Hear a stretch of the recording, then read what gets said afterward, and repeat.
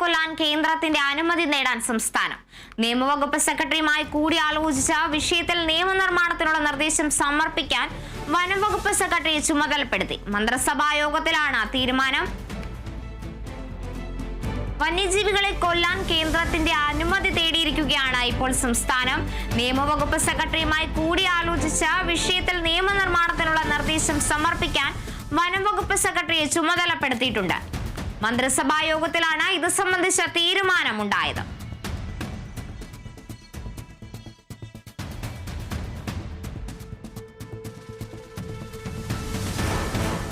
വിവരങ്ങളുമായി ഡി ബിനോയ് ഇപ്പോൾ നമ്മളോടൊപ്പം ചേരുന്നുണ്ട്. ബിനോയ്, ഇപ്പോൾ സംസ്ഥാനത്ത് വന്യജീവി ആക്രമണം രൂക്ഷമാകുന്ന പശ്ചാത്തലത്തിൽ ഇത്തരത്തിലൊരു തീരുമാനം എങ്ങനെയായിരിക്കും മുന്നോട്ട് കൊണ്ടുപോവുക? അതായത് കഴിഞ്ഞ ദിവസങ്ങളിലൊക്കെ തന്നെ വയനാട് ഉൾപ്പെടെയുള്ള മേഖലകളിൽ വലിയ തരത്തിലുള്ള വന്യജീവി മേഖലകളിൽ മലയോര മേഖലകളിൽ വന്യജീവികളിൽ നിന്നും വലിയ തരത്തിലുള്ള ആക്രമണങ്ങൾ ഉണ്ടായ ഒരു സാഹചര്യം ഉണ്ടായിരുന്നു. മാത്രവുമല്ല, ശക്തമായ പ്രതിഷേധം നാട്ടുകാരുടെ ഭാഗത്തു നിന്നും ഉയർന്നിരുന്നു. അത് സംസ്ഥാന സർക്കാരിന്റെ പ്രതിച്ഛായയെ തന്നെ ബാധിക്കും എന്ന് മനസ്സിലായതിനെ തുടർന്നാണ് ഇപ്പോൾ നിലവിൽ കാട്ടുപന്നികളെ വെടിവെക്കുന്നതിന് ഒരു നിയമമുണ്ട്.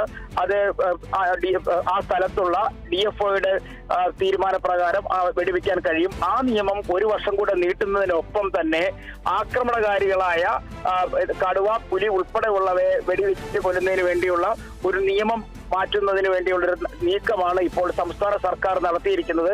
കൂടുതൽ കാര്യങ്ങൾ ഇതുമായി ബന്ധപ്പെട്ട് ശേഖരിക്കുന്നതിനും റിപ്പോർട്ടുകൾ തയ്യാറാക്കുന്നതിനും വേണ്ടി ഇപ്പോൾ നിയമകാര്യ സെക്രട്ടറിയെ ചുമതലപ്പെടുത്തി കഴിഞ്ഞിരിക്കുന്നു. കാരണം കേരളത്തിൽ വടക്കൻ ജില്ലകളിലാണ് വലിയ തരത്തിലുള്ള ഈ വന്യജീവി ആക്രമണത്തിൽ മനുഷ്യജീവനുകൾ നഷ്ടപ്പെട്ടതും അത് വലിയ തരത്തിലുള്ള പ്രതിഷേധങ്ങൾക്കൊക്കെ വഴിവെക്കുകയും ചെയ്തു. ഏറ്റവും കൂടുതൽ കാട്ടാനകളുടെ കാര്യത്തിലും കടുവയുടെ കാര്യത്തിലുമാണ് ഇത്തരം ആക്രമണങ്ങൾ ഉണ്ടായിരിക്കുന്നത്. ഇതെല്ലാം കണ്ടുകൊണ്ട് തന്നെയാണ് മന്ത്രിസഭാ യോഗത്തിൽ പലപ്പോഴായി ഈ ആവശ്യം ഉന്നയിച്ചിരുന്നത്. കാരണം വനം വകുപ്പ് എടുത്തിരിക്കുന്ന തീരുമാനങ്ങൾ അനുസരിച്ച് നിലവിലെ സാഹചര്യത്തിൽ സർക്കാരിന് ഒരു നടപടിയും എടുക്കാൻ കഴിയില്ല. കാരണം കേന്ദ്ര സർക്കാരിന്റെ അനുമതി അനിവാര്യമാണ്. നിലവിലെ സാഹചര്യത്തിൽ ഒരു ആക്രമണകാരിയായ കടുവയെ എവിടെ നിന്നെങ്കിലും പിടികൂടുകയാണെങ്കിൽ അതിനെ തൊട്ടടുത്ത സ്ഥലങ്ങളിലേക്ക്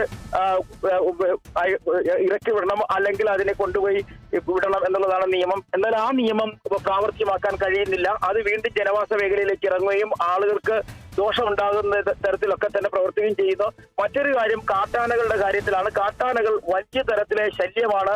കൃഷിഭൂമി നശിപ്പിക്കുന്ന കാര്യത്തിലും മനുഷ്യജീവനുകളുടെ കാര്യത്തിലും ഭീഷണിയായി മാറിക്കൊണ്ടിരിക്കുന്നത്. ഇതെല്ലാം കണക്കിലെടുത്തുകൊണ്ട് തന്നെയാണ് ഇന്നത്തെ മന്ത്രിസഭാ യോഗത്തിൽ ഒരു വലിയ ചർച്ചയായി മാറുകയും ഇത് സംബന്ധിച്ച് ഒരു നിയമനിർമ്മാണം നടത്തുന്നതിന് വേണ്ടി കേന്ദ്ര സർക്കാരിൽ സമ്മർദ്ദം ചെലുത്തണം എന്നുള്ളതാണ് മന്ത്രിമാരുടെ എല്ലാം ആവശ്യം.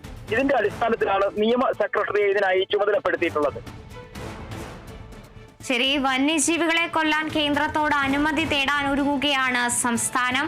വന്യജീവി ആക്രമണം രൂക്ഷമാകുന്ന പശ്ചാത്തലത്തിലാണ് ഇത്തരത്തിലൊരു തീരുമാനം ഇപ്പോൾ മന്ത്രിസഭാ യോഗത്തിൽ ഉണ്ടായിരിക്കുന്നത്. ഡി ബിനോയാണ് വിവരങ്ങൾ നൽകിയത്.